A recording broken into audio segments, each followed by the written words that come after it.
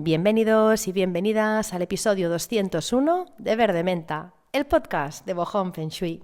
Un podcast para personas que se responsabilizan de su vida. ¿Y por qué te digo eso? Pues te lo digo porque yo hace un tiempo no me responsabilicé de un tema que luego me pasó factura. Vaya que sí me pasó factura. Al final, cuando no nos hacemos responsables de nuestras cosas, ¿no? Es como lo que se suele decir, la ignorancia de la ley no te exime de su cumplimiento, ¿no? Cuando tú no atiendes cualquier área de tu vida, sea la que sea la parcela de la salud, del amor, del dinero, del trabajo, de las relaciones, sea lo que sea, cuando tú no atiendes algo y cuando tú no te responsabilizas en eso, pues al final acabas pagando un precio.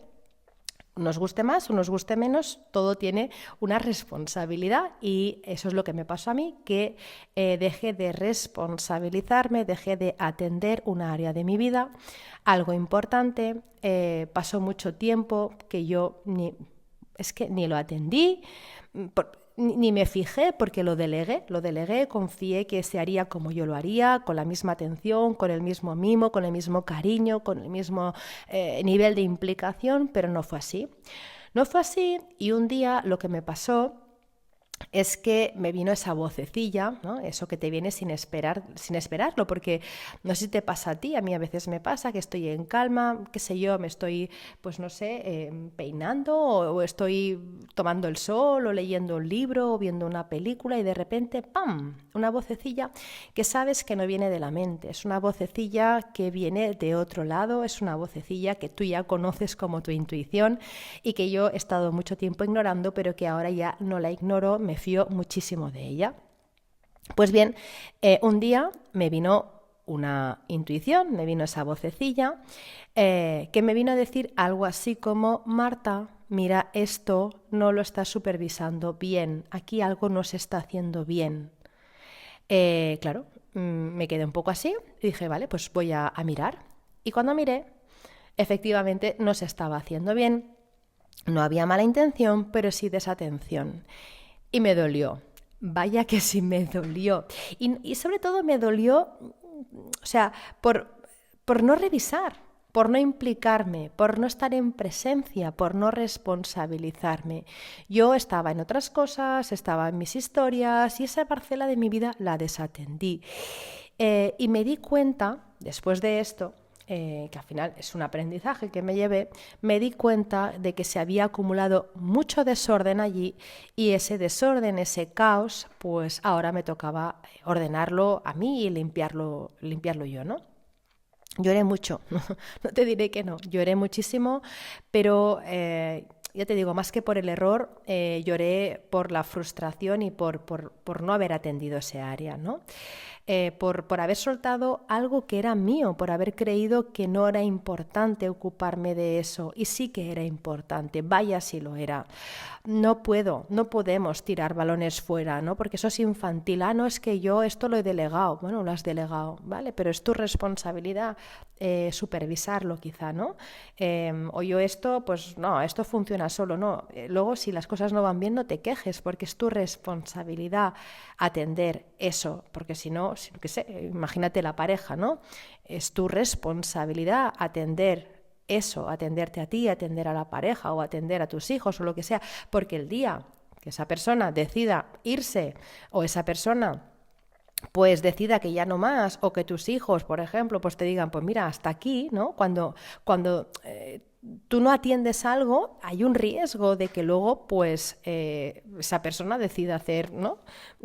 Irse o estar de otra manera, o no sé, cualquier tema, o yo qué sé, o tú estás con tu negocio, por ejemplo, y no estás supervisando, pues, si a nivel informático se está haciendo bien, o a nivel de gestoría se está tramitando bien, o si las personas que te llevan el marketing, si es que, ¿no? Tienes que estar encima, porque si no, si tú no estás supervisando eso, hay un riesgo grande de que pues un día eso, tal y como lo conoces, ya no esté. Así que yo ahí me sentí frustrada conmigo misma por no haber atendido eso, y a la vez entendí que si me pasó no fue simplemente para que me sintiera mal y me doliera, que también, ¿no? pero la vida no nos pone ese tipo de cosas simplemente para que suframos y ya está, sino para que avancemos. Así que desde mi experiencia muy reciente de no haber atendido un área y haberme llevado un susto y un disgusto importante, te digo desde aquí que si hoy estás escuchando esto y hay un rincón de tu vida que llevas tiempo sin mirar, el que sea, te invito a que lo mires sin juicio, con mucho amor, pero míralo porque, como se suele decir, toda verdad ignorada prepara su venganza. Gracias por estar aquí, una semana más, un episodio más. Deseo que estés bien tú, tu familia, tus seres queridos.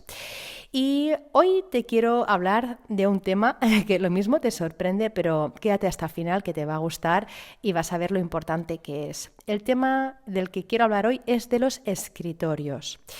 Sí, del escritorio en el que puede que trabajes o en el que puede que estudies, ¿no? Porque al final un escritorio se utiliza, pues no sé, hay quien trabaja, lo mismo trabajas por cuenta ajena y cada día te sientas frente a un escritorio, ¿no? Una mesa de trabajo, puede, ¿no? Que trabajes por cuenta propia y que te sientes cada día a levantar tu negocio. O puede que simplemente, pues en tu escritorio, como te decía, estudies y leas a ratos, porque, bueno, tu trabajo no te obliga a estar sentada, sino a moverte, pero luego llegas a casa y pues te pones a hacer un curso, un máster o lo que sea. O puede que no seas tú quien usa un escritorio, sino quizá pues tus hijos o a lo mejor tu pareja, ¿no? Pues que está sentada frente a un escritorio o quizá, ¿no? Quizá tú tienes empleados, tú te mueves, pero tienes empleados que trabajan en escritorios o quizá no, quizá tienes compañeros en tu trabajo, compañeras que trabajan en escritorios, ¿eh?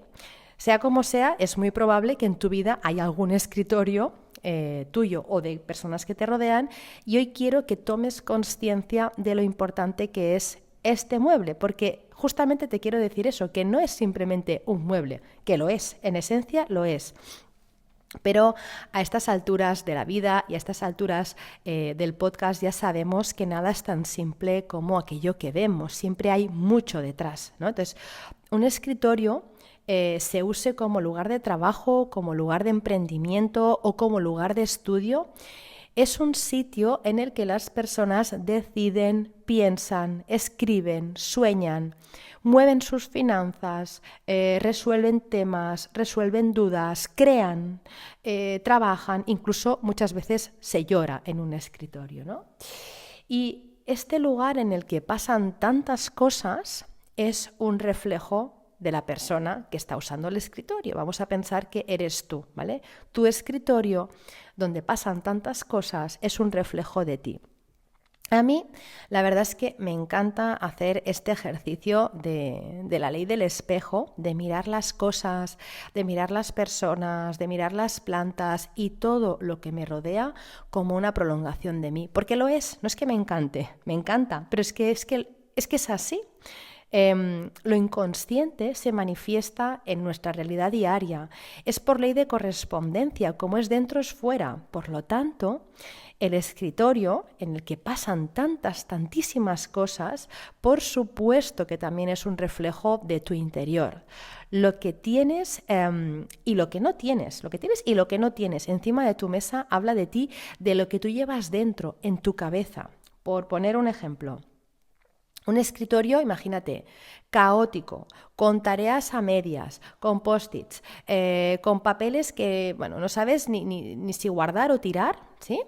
Esto es un reflejo de tu desorden interno, entiéndeme como algo general, ¿vale? De nuestro desorden interno, de nuestra falta de foco. Y cuando lo limpiamos y cuando lo ordenamos, no solo cambian nuestras mañanas, ¿no? Cuando vamos a trabajar, sino que cambia nuestra manera de tomar decisiones y, por supuesto, cuando tomamos decisiones acertadas, si las mantenemos en el tiempo, cambia nuestra vida. Porque al final, un escritorio con buen Feng Shui no solo te ayuda a pensar mejor, sino que te ayuda o puede cambiar tu realidad. Entonces, desde esa mesa de escritorio, tú puedes hacer tantas cosas. Desde una mesa de escritorio puedes crear un curso, puedes firmar un acuerdo, puedes cerrar una venta, puedes tomar una decisión que lo cambia absolutamente todo. Desde tu escritorio puedes empezar de cero, puedes poner fin a algo, porque aunque no lo parezca, ese rincón tan cotidiano, podríamos decir, es uno de los lugares más importantes de tu vida. Ahí nacen ideas, ahí se cierran ciclos, ahí decides qué futuro quieres y te mereces para ti. Y no te exagero, de verdad que no, las grandes decisiones del mundo se han tomado detrás de un escritorio. Tenlo por seguro. Bueno, hay quien también lo ha tomado, ¿no? Cuando me acuerdo que cuando explicaban cómo firmó el contrato Leo Messi con el Fútbol Club Barcelona, fue en un restaurante, en un bar, y firmó en una servilleta, ¿no? Bueno, también. Pero fíjate que siempre hay una mesa de por medio, ¿no? Los grandes negocios, los cambios de rumbo, los giros que marcan un antes y un después no nacen de la nada, ¿no? Nacen de mesas vivas, de mesas en orden, de mesas donde hay foco, donde hay presencia, no nacen del caos. Las cosas más importantes que han pasado en este mundo han nacido de una cabeza pensante que ha puesto todo en orden encima de un escritorio. Entonces, tu escritorio también puede ser uno de esos escritorios, de esos que cambian el mundo, y de eso es de lo que va el episodio de hoy. Vamos a ver qué dicen los diferentes tipos de escritorio de quien los está usando, y sobre todo al final te voy a compartir claves para poder tener un escritorio que te permita sacar tu máximo potencial, ¿vale? No solo te voy a hablar de ordenar, que también, porque al final cuando ordenas tu escritorio, ordenas tu mundo, tu tiempo, tu energía y por supuesto tu dinero. No solo te voy a hablar de ordenar, te voy a hablar de claves que pueden ayudarte a que tengas un mueble muy especial en tu casa que te ayude a hacer lo que has venido a hacer en esta vida. Así que lo primero que voy a hacer es explicarte a nivel simbólico qué significa tener el escritorio de una manera o de otra. Fíjate en lo que te decía antes, que todo lo que nos rodea nos habla de nosotros y de nosotras. Tu casa, las personas con las que te relacionas, los conflictos que puedas tener, todo lo que pasa en tu mundo, en tu micromundo, todo es información sobre ti, todo es un reflejo de ti, todo es un espejo de tu interior.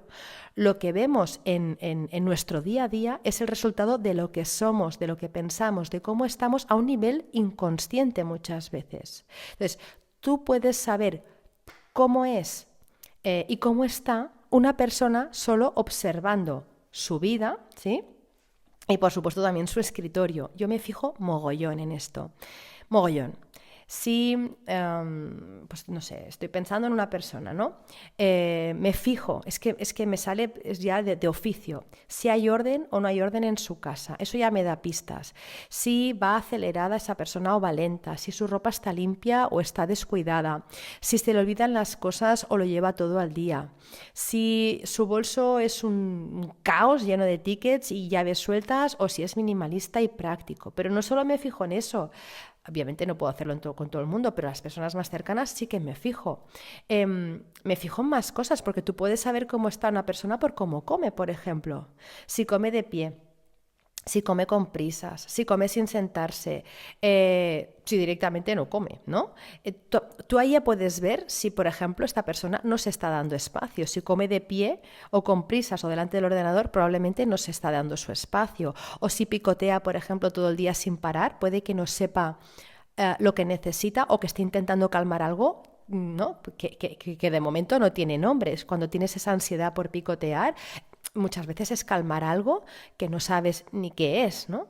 O si se salta las comidas, si se le olvida comer, o si lo tiene todo al milímetro, ahí también te está dando mucha información. Tú puedes intuir mucho cómo es una persona por cómo se relaciona con el dinero. Eso siempre lo dice Raymond Samso y Sergio Fernández. Al final, si siempre vas justa, ¿no? Si una persona siempre va justa, si siempre le cuesta cobrar lo que vale, si tiene miedo a gastar, si se lo funde todo, pues ¿no? Cobra a día 1 y a día 2 ya se lo ha fundido todo. Al final también te está dando mucha información. Las finanzas no son solo números, son reflejo del valor que se da a una persona, del merecimiento, de los límites, de muchas más cosas. Tú también puedes, por ejemplo, leer una persona, leer cómo está una persona por su forma de hablar. Si se justifica, por ejemplo, todo el tiempo, ¿no? Si dice perdona antes de opinar, perdona que te diga esto, perdona, perdona, no te sé. Esto también te está hablando de cómo está esa persona por dentro, si habla muy alto, si habla muy bajito, si interrumpe, si no escucha, todo eso habla, todo esto te muestra algo de la persona. Las relaciones, por supuesto, también. La pareja que elige, te dice mucho cómo es una persona por la pareja que elige, por las amistades que mantiene, si es que las mantiene, por las conversaciones que tiene, por las conversaciones que no tiene, que evita, si siempre está pues salvando a los demás, ¿no? Si siempre va de Juana de Arco o si evita el conflicto, si está rodeada de personas que la ignoran, que la cortan cuando habla. Ahí también hay un patrón. Por supuesto, también en el cuerpo también dice mucho, cómo camina, si camina erguida, si camina doblada, cómo duerme, si es que duerme, cómo respira, ¿no? Si es acelerado, si está pausada y de repente hace un y suelta como ansiedad, ¿no? Todo eso también nos dice incluso los síntomas que tiene, que le duele, si siempre le duele la espalda, si siempre le duelen las piernas o las rodillas. Ya sabemos por la biodescodificación que el cuerpo grita lo que la mente calla. Entonces, ahí podríamos seguir, ¿vale? Luego me quiero enrollar mucho, pero qué sé yo, la ropa que elige, por ejemplo, el móvil que tiene, las palabras que repite, el tono de voz, todo. Al final, en resumidas cuentas, es que todo deja huella, todo tiene un lenguaje. Y cuando empiezas a mirar con atención, te das cuenta, que a mí me encanta, me fascina hacer eso, te das cuenta de que no hace falta preguntar tanto a las personas, solo hay que observar. Entonces, en lo que nos ocupa, el escritorio en el que pasamos horas o en el que tu compañera de trabajo pasa horas, tu hijo o tu pareja las pasa, da igual, nos habla mucho de lo que hay dentro de la persona y de lo que le pasa en su vida.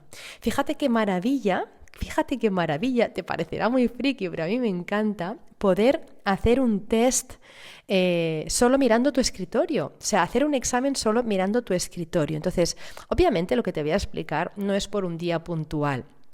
Que un día vayas corriendo a coger el autobús, una flor no hace primavera, pero si cada día llegas tarde a coger el autobús, eso sí que nos da, ¿no?, una información. Que un día comas de pie o delante del ordenador, porque no te ha dado tiempo, pues no pasa nada, pero si es cada día, ahí nos da una información. Y esto es lo mismo, si tienes cada día el escritorio hecho un asco, pues ahí sí tenemos una información. Si es un día puntual, porque yo qué sé, porque estás, no sé, con 1000 proyectos a la vez, eso no es una información. Entonces, estamos hablando de cosas mantenidas en el tiempo, ¿vale? Que muchas veces somos inconscientes y le damos la excusa, ponemos excusas y damos la culpa a otra situación. Por ejemplo, no, es que yo no puedo tener, por ejemplo, la casa ordenada porque tengo 5 hijos, ¿vale? Obvio, tener 5 hijos no es lo mismo que no tener ninguno, desde luego. ¿Pero que hay familias que tienen 5 hijos y que tienen la casa ordenada? Sí. ¿Que hay familias de 2 que tienen la casa desordenada, perdón? Ordenada, da igual, me estoy liando.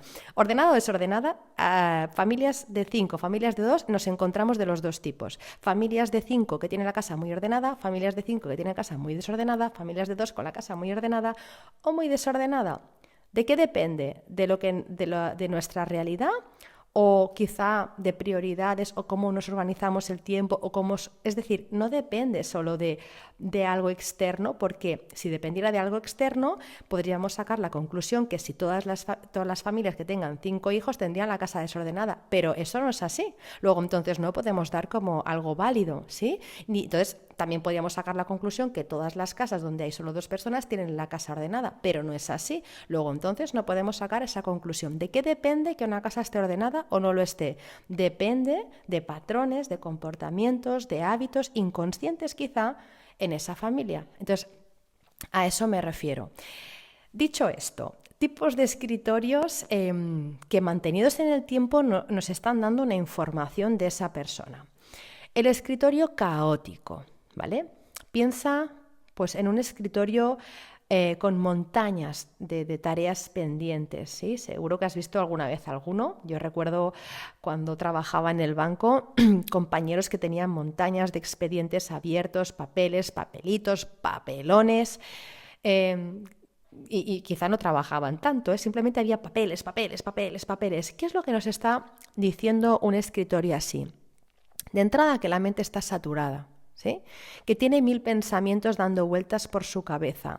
Ojo que es lo mismo si no son papeles, pero son mails en su bandeja de entrada o yo qué sé, o un escritorio virtual ¿no? de tu ordenador. Si está todo caótico es lo mismo. Ahora quizá las personas no imprimen tanto en papel, pero luego el móvil está lleno de desorden, o el ordenador, ¿no? La bandeja de entrada del email, meses sin contestar, ¿vale? Eso vendría a ser lo mismo. Entonces, serían personas, pues qué sé yo, pues que no actualizan el ordenador, ¿no? Que les salen pues 1000 avisos de error y que no lo reparan, que tienen carpetas y archivos sueltos, personas que no encuentran nada, ¿no? Esa persona por dentro está igual que la que tenía papeles y papelitos, ¿sí? Dispersa, abrumada, sobrepasada y desorganizada. Al final, una persona que tiene tanto desorden, ¿qué es lo que nos está diciendo?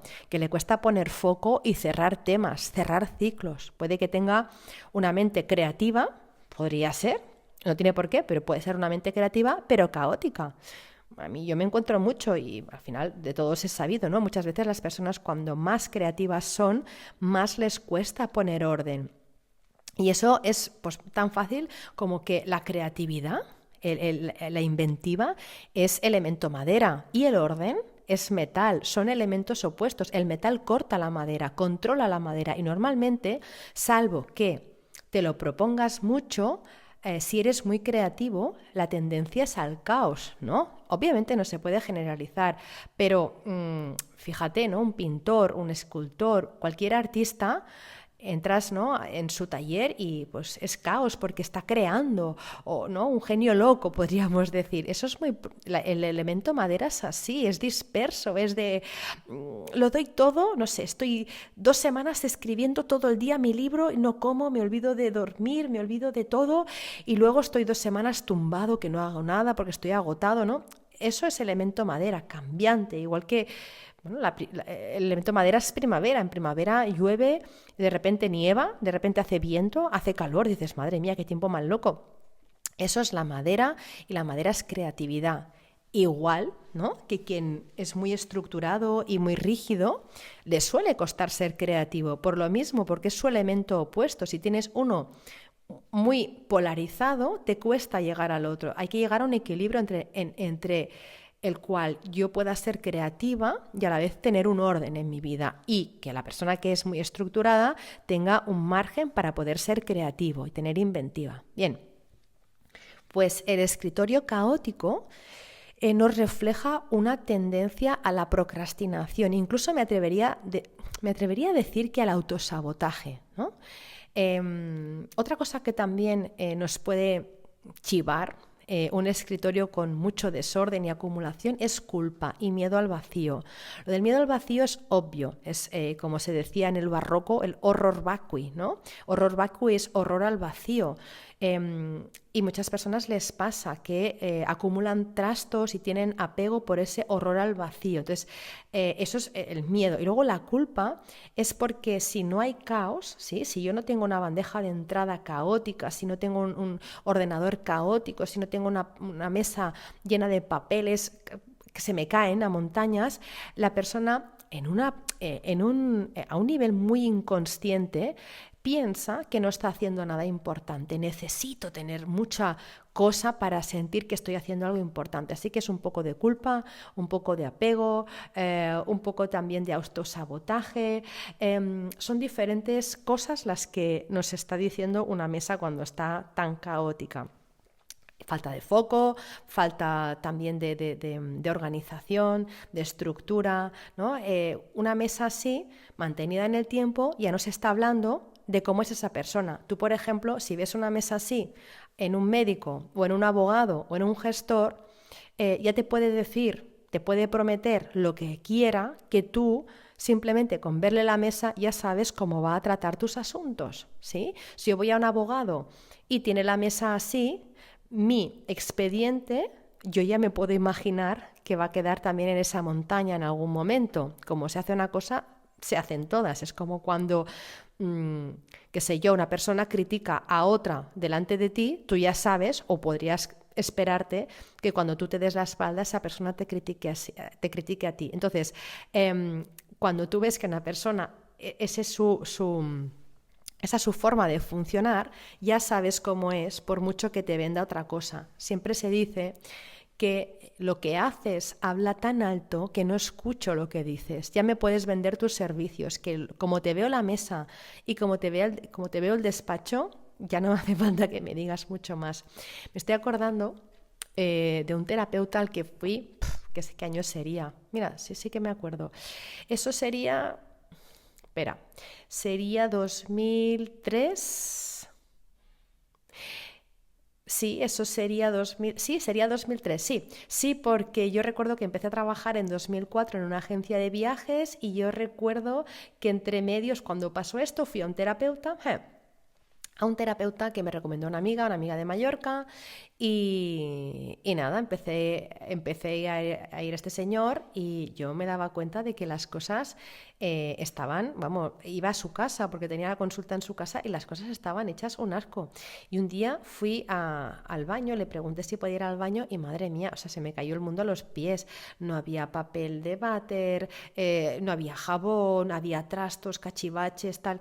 Y me acuerdo que no sé por qué salió la conversación y me vino a decir que era yo que yo era la maniática porque me dijo literal, a las cosas les da igual como estén, entre ellas no están mal, o sea, el cajón desordenado no le pasa nada, no se pelean las cosas dentro. Y pensé, madre mía, qué manera de justificar tu caos. O sea, el psicólogo yo creo que tenía más caos en la cabeza del que podía tener yo, con lo que lo dejé.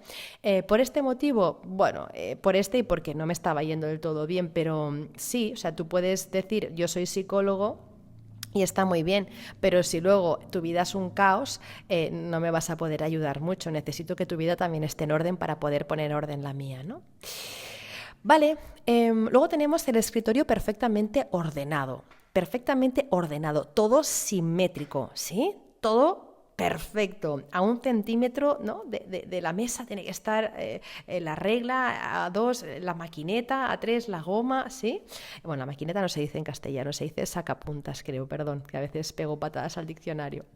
Pues aquí que tenemos una necesidad de control, de una exigencia y autoexigencia, exigencia y autoexigencia, las dos, importante. Normalmente un escritorio en el que nos vamos a un extremo de perfección, de buscar el detalle del detalle, suele mostrar vulnerabilidad, suele mostrar inseguridad, miedo a lo desconocido. Ojo que no estoy hablando de un escritorio ordenado sin más, el que todo el mundo desearía tener, un escritorio ordenado, normal, donde hay vida pero está ordenado. No.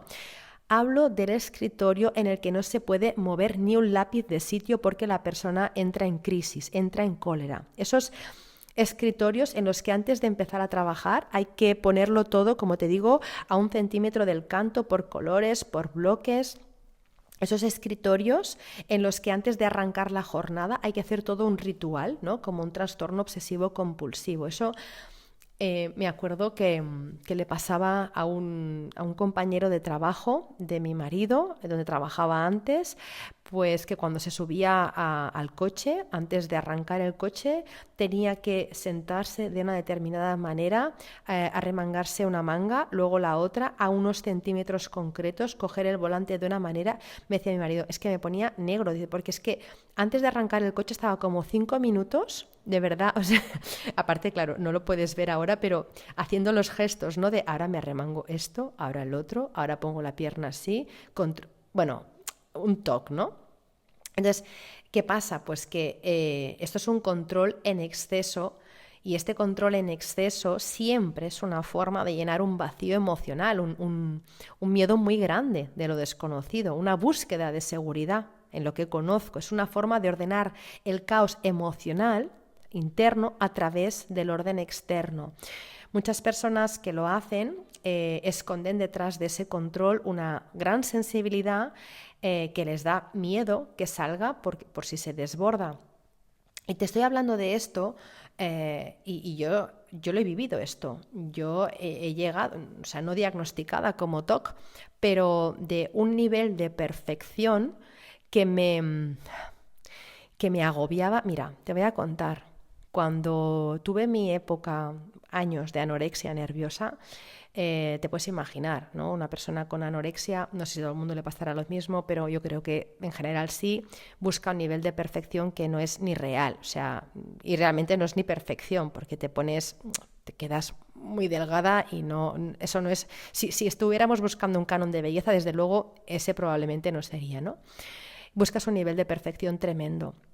Yo recuerdo que con mi amiga, que éramos dos, que estábamos con el mismo problema, luego se unió una tercera, normalmente ya suele pasar eso, ¿no? Que entre amigas pues, se suele retroalimentar.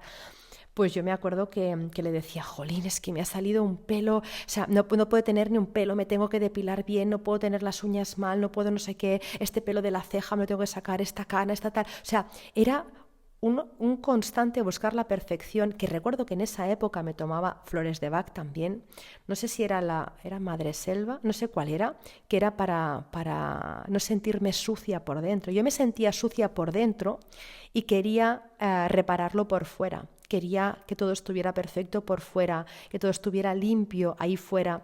Y en esa limpieza que yo buscaba, no solo limpiaba mi habitación, que vivía con mis padres, limpiaba mi casa y me acuerdo que mi madre me decía, te va a dar algo, no estás comiendo y no paras de limpiar, por favor, para. Y yo le decía, es que el problema que tengo, le decía a mamá, es que aunque limpie toda la casa, no voy a poder limpiar todo el mundo, le decía. Yo pensaba, aunque limpie mi casa, la casa de al lado probablemente está sucia y la otra también. ¿Y cómo lo limpio todo? Yo pensaba, fíjate el nivel de locura en ese momento o ¿no? de neurosis que tenía, que yo buscaba esa limpieza ahí fuera cuando realmente la buscaba dentro porque me sentía muy sucia, ¿vale? Entonces, te hablo de este caso del escritorio perfecto porque yo lo he vivido también. Yo estudiaba así, con el escritorio así.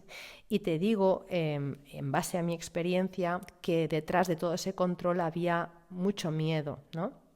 Muchas veces las personas que trabajan así, que tienen su escritorio así, intentan poner estructura donde no se puede, donde tú al final no puedes controlar la vida. Yo si algo he aprendido, si mañana me fuera de este mundo, si algo he aprendido es que no puedo controlar la vida. Lo que he aprendido y me llevo es que tengo que confiar en la vida y en los planes de la vida. No puedo controlar la vida y lo he intentado, ¿eh? Créeme que lo he intentado durante mucho tiempo. No se puede controlar la vida, no puedes controlar las emociones, no puedes. Puedes planificar, puedes trabajarte las emociones, pero luego tienes que soltar, porque lo que tenga que pasar va a pasar seguro. Entonces, es como, yo qué sé, yo puedo conducir con precaución, ¿no? Puedo cumplir las normas de circulación, puedo estar atenta al tráfico, puedo, ¿no? Pues no sé, ir a la velocidad que me piden, pero si un loco que ha bebido más de la cuenta me da un golpe, yo no lo puedo prever, yo no puedo controlarlo todo, puedo controlar hasta cierto punto, pero luego hay un punto en el que yo ya me tengo que, o sea, yo ya tengo que dimitir como controladora máxima de la vida, porque es que ya no depende de mí. Entonces, el que tiene el escritorio así, al milímetro, con etiquetas, con clasificadores y al detalle del detalle, tiene un control que le paraliza, una represión emocional que le duele, que hace que la vida sea muy dura para el que lo vive, por supuesto, y para el que tiene al lado. Es un metalero, ¿no? Si hablamos de elementos, un metalero de manual. Y ojo que el metal en exceso, cuando tú te polarizas en el metal, ¿sí? En el exceso de orden, de planificación, de estructura, de rigidez, cuando eres así, eso daña la voz, daña el sistema respiratorio y además hace que uno vaya estreñido. Así que no te sorprendas si la persona con ese escritorio además va mal al baño. Luego, el escritorio bonito, el súper bien decorado, el escritorio típico de revista, el de foto, el que subirías a Instagram, ¿sí? El que tiene la plantita, el planificador, el boli bonito, todo conjuntado y la frase de Mr. Wonderful. Bueno, aquí lo que se refleja es la necesidad de mostrar belleza, obvio, armonía, inspiración, pero hacia afuera, ¿sí? Está más preparado para la foto ese escritorio que para ser usado. Entonces, no es malo de por sí, pero sí que nos habla de una búsqueda de validación externa. Este tipo de escritorio suele reflejar una necesidad profunda de gustar, de agradar a los demás, de cumplir con una imagen ideal de un mundo perfecto. Y muchas veces detrás de esto, igual que pasa con los filtros que se han puesto tan de moda, ¿no? de todas las apps que tienen filtros, ¿qué hay detrás de estos filtros? ¿Qué hay detrás de toda esa belleza, esa perfección? Pues hay una herida profunda con la autoimagen, con el reconocimiento, con el valor personal también. No siempre, por supuesto, pero muchas veces sí. No significa, ojo, no saquemos de contexto, que ahora tengamos que tener el escritorio feo y usable simplemente sin ningún tipo de adorno. No, estamos hablando de extremos, ¿vale?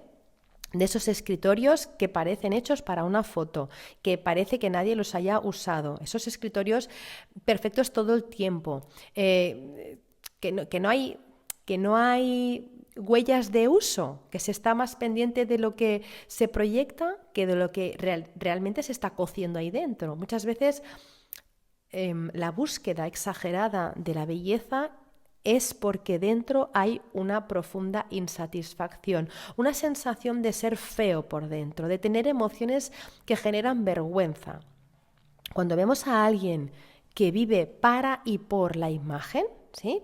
No significa que sea presumido, no. Alguien que vive para y por la imagen, cuando es adicto a la cirugía, por ejemplo, suele ser eso, que no quiere mostrar esa parte cruda, esa parte desordenada y, en definitiva, su parte viva, porque si lo hiciera se sentiría fatal, porque eso no encaja con esa postal que esa persona se ha montado en su mente, con esa imagen perfecta que se ha creado. Entonces, un escritorio muy bien decorado, repito, no es un problema, pero si no hay espacio para la improvisación, para ese trazo mal hecho, para el papel cutre en el que apuntas un teléfono, para esa idea que la escribes, como decía antes con Messi, en una servilleta, si no hay espacio para eso, entonces es que hay algo con uno mismo que tampoco se está viviendo.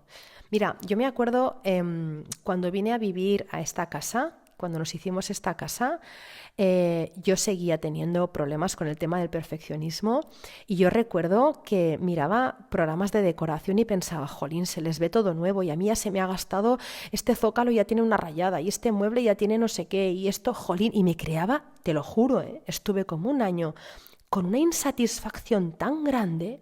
Hay una mancha en el parquet, esta pared tiene una grieta. Te prometo que me creaba satisfacción. La perra que teníamos, me acuerdo que pensaba, jolín, es que lo ensucia todo, siempre hay pelos, no sé qué.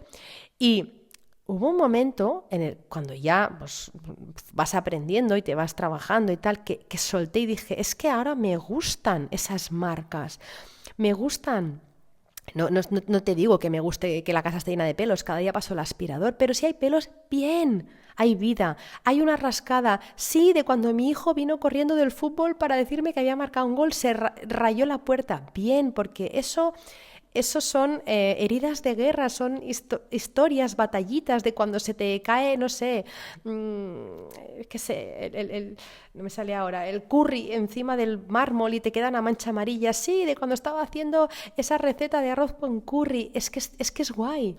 Hubo un momento en el que dije, es que está bien, es que hay vida, es como cuando dices las arrugas. Obviamente no me gusta envejecerme y ponerme llena de arrugas, no, pero, y me cuido, pero al final es como, claro, porque he vivido y esta arruga es de cuando, ¿no? Pues estaba preocupada por tal cosa y se ha quedado ahí y bueno, ¿qué le vamos a hacer? Entonces, yo lo veo así ahora, o como por ejemplo pasa con las cocinas. Una cocina de revista siempre limpia y perfecta no muestra una realidad. Si hay vida allí, una cocina no puede estar siempre perfecta, puede estar ordenada y puede estar limpia. La mía lo está, pero perfecta, no puede estar, porque al final una cocina cuando se usa, o sea, perfecta me refiero a nueva, ¿no? Sin ningún rayazo, no, si tú usas la cocina, al final una cocina pues se ensucia, caen migas, gotas de aceite.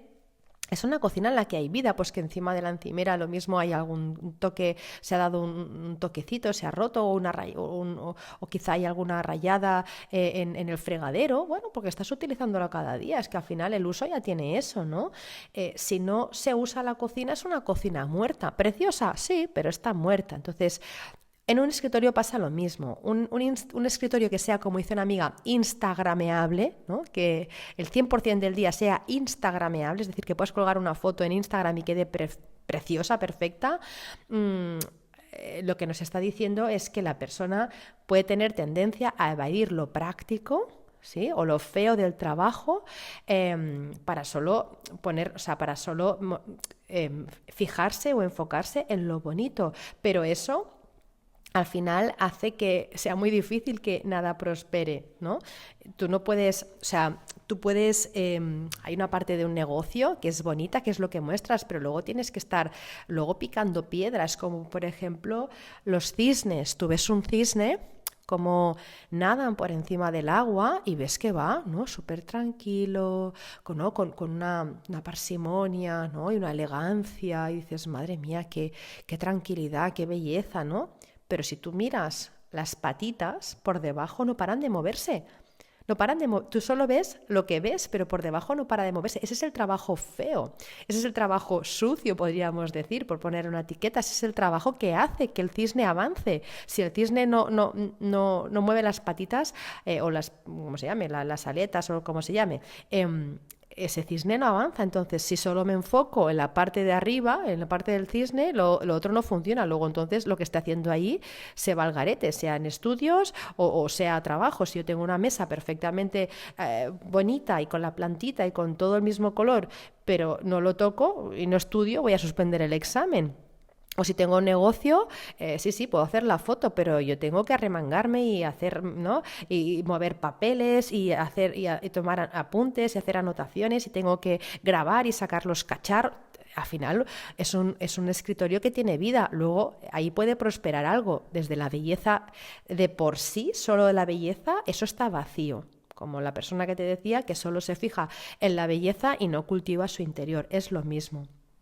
Yo recuerdo cuando trabajaba en la empresa de cosmética, cada año yo hacía el mapa del tesoro, que he contado muchas veces, y explicaba a mi equipo cómo hacerse un mapa del tesoro. Pues yo recuerdo que había una persona en cuestión que se estaba casi todo el año haciendo el mapa del tesoro. El mapa del tesoro lo hacíamos en septiembre. O sea, a final de agosto ya tenía que estar hecho, como mucho en septiembre a 1 de septiembre, ¿vale?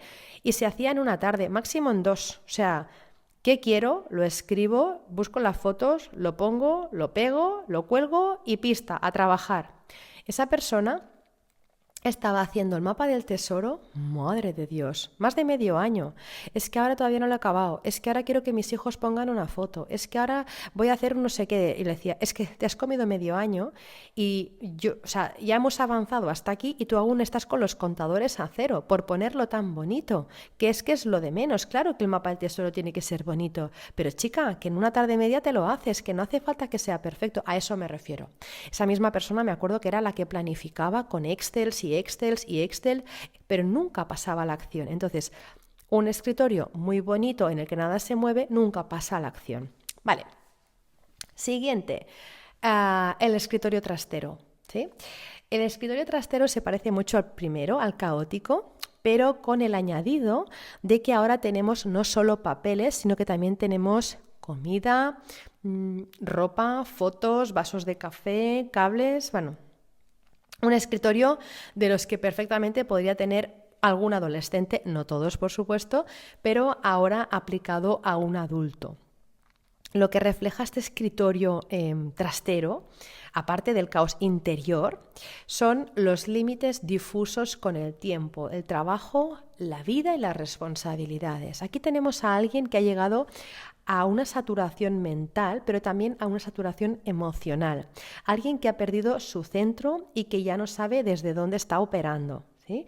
Alguien que tiene falta de orden y falta de estructura interna, alguien que siente carga, que siente agotamiento, alguien que se ha dejado de atender, alguien que no tiene su vida ordenada, ni la profesional ni la personal, porque no pone límites, está todo mezclado. La persona que tiene este tipo de escritorio suele ser una persona que no se ha adjudicado un espacio vital propio y que de alguna manera se ha dejado de priorizar. Luego tenemos el escritorio sin alma, es en el que no hay nada, ¿no? Una mesa gris sin nada, sin una foto, sin una planta, nada. Una mesa vacía. Este tipo de escritorio sin personalidad es aquel que o pertenece o suele ser de esa persona que no siente arraigo, que no siente pertenencia en el lugar, ¿no?, que está ocupando. Un escritorio que habla de desconexión con lo que se hace, ¿no? Se hace desde la mente y ya, pues por ejemplo, alguien que va a trabajar sus 8 horas en una empresa y se va, ¿no? Y ya no me implico más, no tengo nada que me una aquí, hago lo mío y me voy. Eso nos habla también de miedo a comprometerse. Esa persona probablemente tiene miedo a comprometerse, miedo a quedarse, miedo a implicarse. Quizá me comprometo contigo, pero no me implico emocionalmente, ¿no? Es un escritorio de quien trabaja en piloto automático. Voy, hago, me voy y yo no me anclo aquí. Entonces, podría ser también el escritorio de quien no pone límites de quien pone los límites, no de quien no pone, de quien pone los límites entre la vida personal y laboral. ¿No? ¿Por qué? Porque no hay nada que hable de esa persona, no sé, un mineral, una foto, una figurita. Ahora me está viniendo a la cabeza el otorrino al que vamos, que cuando tú entras, ya, o sea, no solo por el orden, sino también por su decoración, ya lo calas un poco. Tiene la mesa llena de minerales, unos minerales grandes. Yo qué sé, pues tiene, no sé si es una cosa para dejar cartas, hecho de piedra de jade, luego tiene cuarzos, tiene amatistas. Ahí ya te está mostrando, bueno, él hace su trabajo, por supuesto tiene su sala con sus máquinas para hacerte sus pruebas y tal, pero ahí está mezclando, es como me gusta lo que hago y a la vez también aquí pues pongo parte de quién soy, ¿no? Pues pongo mis minerales, pongo mis fotos, mis títulos, ¿no? Tú puedes percibir un poco la personalidad de esa persona, pero claro, el escritorio vacío, sin nada, gris, pues ahí es una desconexión, no mezcla. No mezcla vida personal y laboral, es como no, lo mío en mi casa y aquí vengo a trabajar y dejo la mesa limpia cada día y mañana empezamos otra vez de cero, no hay nada que hable de la persona. Está, pero no está en presencia 100%, está a medias, simplemente, ¿no?, desde el lado más mental. Seguro que hay más tipos de escritorios y que podríamos estar hablando mucho más, pero yo creo que no darían para un podcast. Pero creo que, bueno, si has llegado hasta aquí, ya has visto un poco por dónde iba y has visto que el escritorio es un reflejo muy honesto de cómo estás por dentro, de cómo estamos las personas por dentro. Un poco lo que te decía antes, ¿no? Que lo que no ordenas por dentro se manifiesta afuera y lo que no te atreves a mirar en tu vida, pues al final acaba ocupando un espacio en tu mesa. Y te digo, da igual si trabajas por cuenta ajena o tienes tu propio negocio, tu vida profesional no puede crecer más allá de lo que tú te permites crecer por dentro. Eso es así. No se puede llegar a lo más alto, da igual, por cuenta ajena que por cuenta propia, si hay heridas profundas dentro. Luego, no se puede crecer en lo profesional ni un milímetro más de lo que tú puedes llegar a sostener a nivel emocional como persona. Y te digo, no solo en lo profesional, eso tarde o temprano se nota en todo, en tu energía, en tu capacidad de foco, en tu relación con el dinero, en cómo gestionas tu tiempo, en tus decisiones, en cómo te cuidas. Así que mi recomendación, si me lo permites, es que antes de querer hacer más, antes de querer producir más o llegar a más, te pares a mirar tu espacio de trabajo, tu escritorio, de verdad. Porque no puedes sostener grandes resultados desde un lugar que está a medias, un lugar que está roto, un lugar que está ausente o que está saturado. ¿Vale? En la Academia de Feng Shui tengo formaciones dedicadas a los despachos y a los escritorios, algo más extenso. Pero hoy quería ni que fuera hacer una pincelada de sugerencias o tips para que empieces a poner un poco de conciencia y orden en esta zona, porque da igual por dónde empieces, si por dentro y se manifiesta fuera o por fuera y hay un cambio interior, pero la cuestión es que si se mueve algo, si tú empiezas por poner un poco de orden y conciencia en tu escritorio, probablemente antes de lo que te piensas van a haber cambios en tu vida, en tu gestión del tiempo, del dinero, no sé qué va a pasar, pero algo va a pasar, ¿vale? Cuando pones orden ahí, lo pones también en otras áreas. Así que Te voy a dar algunas sugerencias, como te digo, para que las apliques en tu escritorio, si es que no lo habías hecho ya. Lo primero es que saques todo del escritorio, todo, y lo limpies a fondo, aunque solo sea una vez al mes, pero sácalo todo. Yo, mira, justamente lo hice ayer y lo hago a menudo, pero es que ayer tiré más papeles y digo, es que no sé cómo puede ser, pero se acumulan cosas. Pues una vez al mes, ni que sea, retíralo todo. Y ahora, para empezar, empieza eso, sacándolo todo y limpiándolo todo. No es, cuando digo limpiarlo todo, no me refiero a que si tienes un cajón, lo abras, le pases un trapito y dejes las cosas. No, que lo saques todo, que lo vuelvas a reorganizar, no que limpies lo que hay, que lo reorganices todo, que si hay papeles que los saques todo de sus carpetas, un poco como hacía Marie Kondo, ¿vale? Luego, elimina los cables cruzados, los papeles acumulados, las cosas rotas, las que no le das uso. Qué sé, pues tienes una pluma monísima, pero nunca la usas, o no tiene tinta. Haz algo con ella, pero no la tengas ahí. Entonces, eliminar todo eso. Evitar tener basura, la que sea, ¿vale? Bolis que no escriben o, qué sé yo, Tipex que está seco. Fuera. Intenta tener un difusor o una plantita o algo de olor, ¿vale? Para resetear la energía. Eso va muy bien. Un aceite esencial o unos palitos de micado, lo que tú quieras. Algo para resetear la energía. Evita sentarte de espaldas a la puerta. Si no puedes cambiarlo, entonces pon un espejo para poder ver lo que ocurre detrás de ti. Busca siempre respaldo físico, ¿vale? Y simbólico. Una silla firme con una espalda, ¿no? Con una altura considerable que te cubra la espalda, una pared detrás. Luego intenta tener siempre la vista abierta, no encerrada en un rincón. Eso bloquea decisiones y cualquier inspiración. Yo siempre les digo a mis clientes, a ver, ¿tú cuántas veces has ido al médico y te has encontrado que has abierto la puerta de su consulta y te lo encuentras de espaldas a ti y con el escritorio pegado a la ventana? ¿Cuántas? Nunca. Pues es que es eso. O sea, tú no puedes estar en un escritorio dando la espalda a la puerta. Tú tienes que ver quién entra por la puerta. Sobre todo porque si entra, te pega una colleja ni te enteras. Entonces, importante, siempre mirando hacia la puerta. Por tener una posición de control, por no estar vulnerable, porque el cerebro reptiliano esto le hace estar fatal, y luego para tener creatividad y poder tomar buenas decisiones. Si tú estás contra una pared, ahí qué creatividad puede haber si ves un muro delante. Es como estar castigado. Estar castigado antes se hacía. Cara a la pared, es un castigo. Entonces no puedes estar con el escritorio pegado a la pared. Eso no es nada estimulante. Luego, en tu escritorio ten una imagen que represente tu visión. Lo que te decía antes, un vision board, un mapa del tesoro, una frase que te motive. Si ahora me vieras, verías la mía que tengo aquí, a mano izquierda de mi ordenador, la hoja de ruta que tengo, el foco, los deadlines, tengo todo aquí para yo focalizarme. Luego, a tu izquierda de tu escritorio, que es la parte dragón, tendrías que colocar, aparte de algo más alto, objetos que te dieran inspiración. A tu derecha, que es el tigre, se conoce como el tigre, objetos que te den estructura, algo más bajito que te dé estructura, o también podría haber tecnología, pues por ejemplo la torre de tu ordenador, ¿vale? Luego, en tu escritorio, evita fotos tristes, recuerdos pesados, todo lo que es energía estancada, fuera. Haz limpieza digital del escritorio, del ordenador, ¿vale? Y del físico, o sea, papeles y la limpieza digital, lo que te decía, pues las actualizaciones de los softwares, las carpetas que no tal, haz copias de seguridad. Yo lo hago 2 veces al año, me lo dejo todo limpio, hasta tal punto que una vez estaba con un informático y me dijo, ostras, he tocado algo, ¿no? Porque se te ha borrado todo el escritorio. Y le dije, no, es que no tengo nada en el escritorio, yo hago limpieza y no hay nada. Ah, vale, se queda un poco así, ¿no? Pues eso, tiene que haber limpieza digital. Luego te diría, pon algún mineral.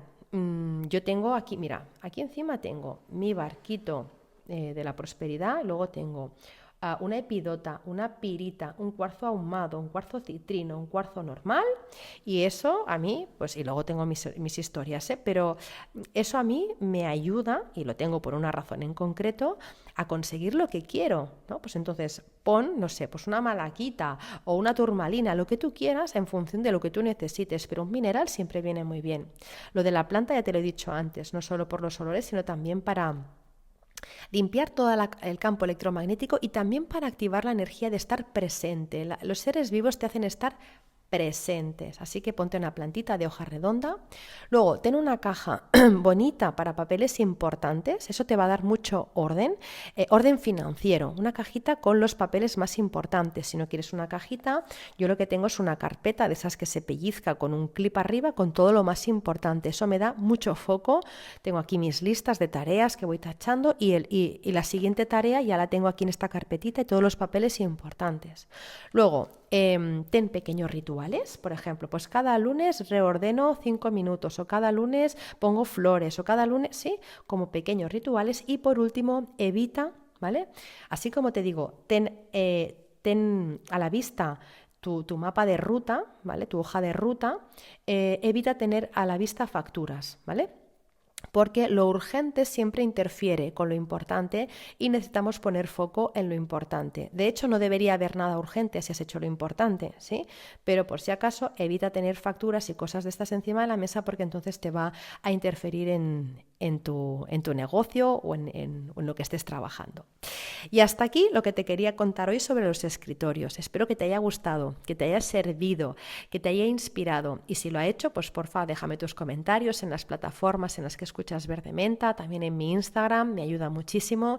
Y comparte este episodio con quien pienses que le puede gustar, que le puede motivar, que le puede ayudar. También pedirte, por favor, que si te gusta lo que hago, pues que me dejes unas estrellitas en la plataforma en la que escuches Verde Menta. Eso también me ayuda mucho a que se pueda visualizar más y que llegue a más personas. Y nada, decirte que si tienes cualquier duda o cualquier pregunta, ya sabes dónde me puedes encontrar, te lo dejo aquí abajo en la cajita. Y como siempre, desearte, si me estás escuchando por la mañana, que tengas un gran día.